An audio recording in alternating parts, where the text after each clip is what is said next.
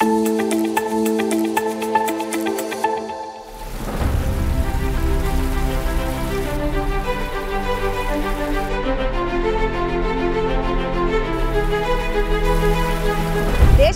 తొలిసారిగా ప్రయోగాత్మకంగా చేపట్టిన ఈ జియో థర్మల్ పవర్ ప్రాజెక్ట్ వెలుగులు నింపేందుకు వేగంగా సిద్ధమవుతుంది.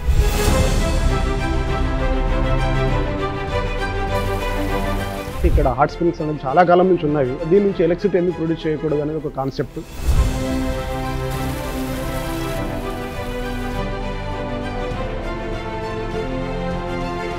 (68 degrees Celsius) మీద ఇప్పుడు వరకు ఎవరూ చేయలేదు.